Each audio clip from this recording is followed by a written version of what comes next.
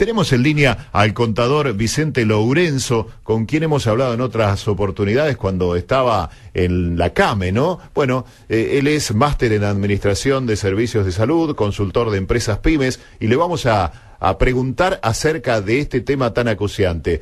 Contador Lourenço, gracias por atendernos. Buen día. ¿Qué tal? Buen día. ¿Cómo le va? Bien, muy bien, contador. Bueno, nosotros tenemos entre nuestra audiencia también mucha gente que tiene pequeñas empresas, medianas empresas y muy pequeñas empresas. Y lo que nos refieren es que está muy complicada la situación. Usted hemos visto que ha hecho un diagnóstico respecto de la situación, pero también propone algunas medidas para remediarla. ¿Nos lo contaría? Sí, cómo no. Lo que, digamos, por la experiencia que mi generación tiene, ¿no? Yo tengo 57 años y empresarios como yo, hemos pasado por lo menos 5 crisis económicos sociales muy fuertes. 2 de ellas, recordemos que se quedaron con los ahorros de toda la vida, que eso realmente repercute mucho en la psiquis del empresario, del ciudadano, porque en definitiva el argentino tiene una cierta agilidad para poder sortear este tipo de situaciones, ¿no? Es decir, una devaluación de un 50% del peso, de repente, de un día para otro, no es fácil sobrellevarla. Yendo a lo concreto, lo que está viendo es donde la gente no está respondiendo en cuanto al aumento de precio, es decir, yo compro a 100, me lo aumentaste a 120, no lo compro no porque no tenga ganas, sino porque no me alcanza la plata.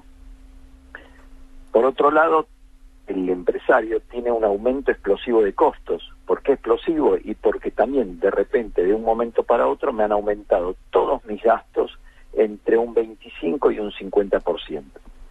Estoy hablando de las tarifas públicas, estoy hablando en menor medida de las remuneraciones, de los sueldos, de todos los impuestos que tengo, de la materia prima, o si yo vendo un producto terminado, el artículo ese que yo vendo, el proveedor me dijo, mira, te entrego, pero te entrego con un 30%.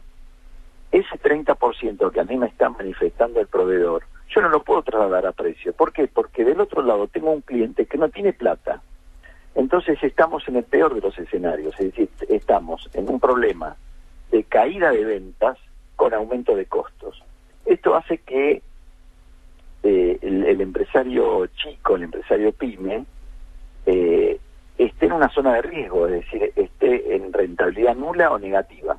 ¿Qué quiere decir? Yo vendo igual, porque yo a los sueldos los tengo que pagar, pero claro, lo vendo abajo del costo. Entonces, cuando lo voy a reponer, ya no puedo reponer la misma cantidad de mercadería. ¿Esto qué significa? Que en un mediano plazo me voy descapitalizando al punto tal de que ya no me alcance la plata que recaudo para pagar todos mis gastos, todos mis costos, los sueldos, al proveedor. Por lo tanto, ¿qué hago? Cierro. Entonces, si cierro, quedan 5 a 10 familias en la calle. Esto es el promedio de la pequeña empresa, la cantidad de empleo que da. Cuanto más gente esté desempleada, menos consumidores tenemos, y así entramos en un círculo vicioso de la economía, que es lo que hay que, ahora que las cosas no están tan mal, hay que empezar a prever. Fundamentalmente, yo lo que decía es, hay que tomar una serie de medidas concretas, chicas, para aliviar esa situación. Le pongo un ejemplo. Yo venda o pierda, gane o pierda, sí, yo tengo que vender.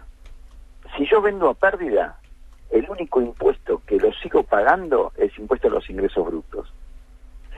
Que además me lo retiren anticipadamente, porque yo cuando vendo con tarjeta de crédito, ya me retuvieron, cuando me pagan la tarjeta, el impuesto. Es así que hay muchos casos de saldos a favor, es decir, me han retenido más del impuesto que yo devengué.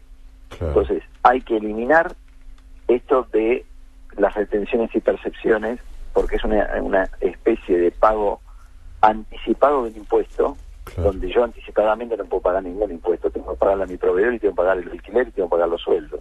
Claro.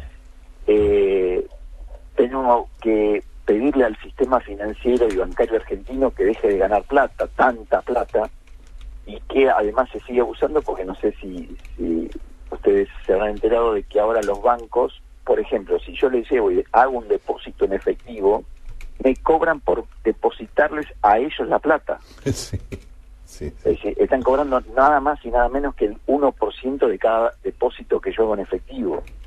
Eso el Banco Central le tiene que decir, señores, miren, dejen de ganar plata. Dejen de ganar plata. De ganar tanta, ¿no? Porque ya ganan. De ganar digamos. tanta plata, ¿no? De ganar tanta plata. Claro. Cuando están cobrando por un descubierto un 70% anual. Cuando están ganando un 49% anual, si yo llevo cheques diferidos, porque la única forma que tiene mi cliente de pagarme con cheques a 30, 60, 90 y 120, claro, y yo necesito pagar ahora los alquileres, le llevo ese toco de cheques y me cobran el 49%, 50% anual, para descontarme esos cheques y darme el efectivo. Y así una cantidad de conceptos que están cobrando los bancos, que el Banco Central o el gobierno mismo debería decirle, señores, ustedes son los beneficiarios de todo esta timba financiera. Bueno, paren un poco, ayuden al micro y pequeño a salir, porque en poco tiempo se van a quedar sin clientes. Debemos establecer un sistema digamos, respecto a la mochila impositiva que estamos teniendo todos, porque ¿qué hace el micro y pequeño? Yo primero pago a mi gente los sueldos, después pago al proveedor, después pago al alquiler, porque si no me desalojan.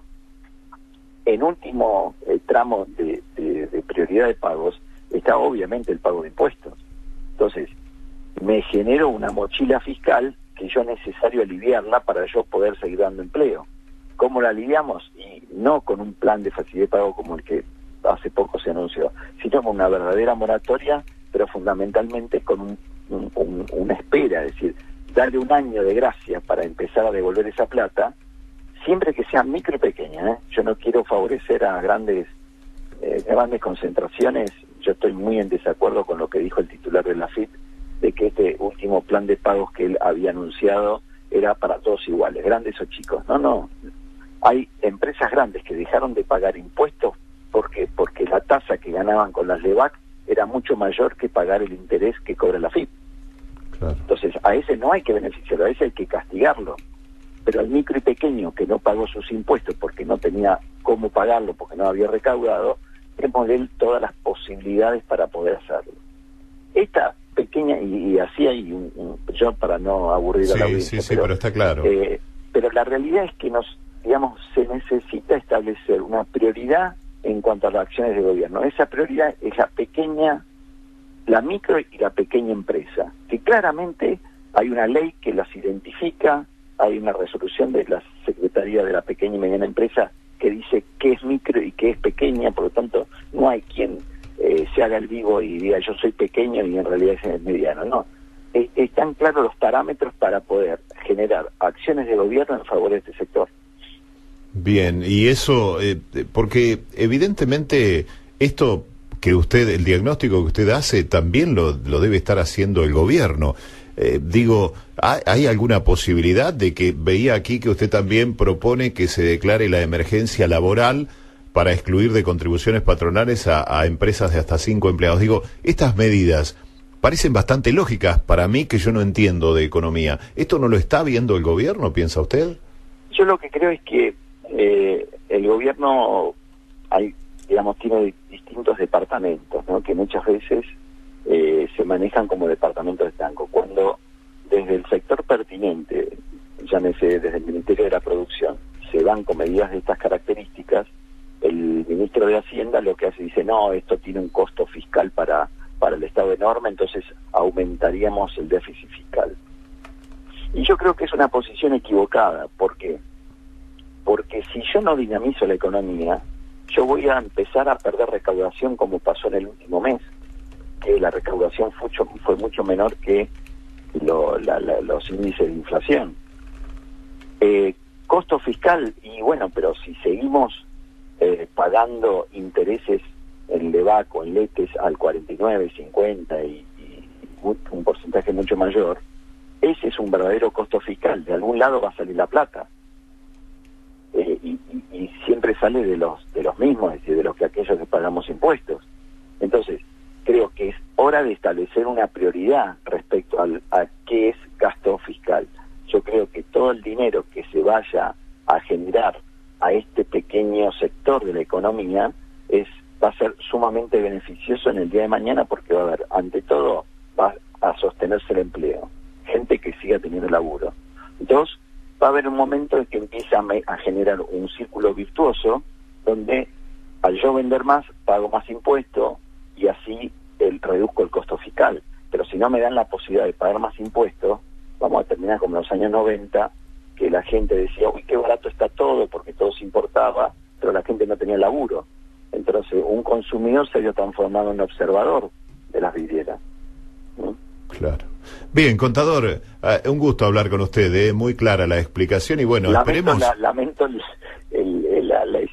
digamos, el escenario preocupante, pero creo que a nuestra gente le tenemos que hablar con la verdad y decirle que sí hay algunos que estamos muy preocupados por la situación y por cómo se va a enfrentar esta situación en un sector más vulnerable de la economía, ¿no? Sí, lo interesante que nos llevó a comunicarnos con ustedes es que usted propone las soluciones, porque hemos escuchado mucha gente que hace muy lindos diagnósticos y después no está tan sólido, digamos, cuando dice qué es lo que habría que hacer. En todo caso, usted propone algunas salidas que nos parecen a nosotros, que no entendemos tanto de economía, muy lógicas. Por lo tanto, por eso queríamos hablar con usted. Ha sido un gusto, Un gusto grande, que sea muy bien. Hasta luego. Ahí está el contador Vicente Lourenço,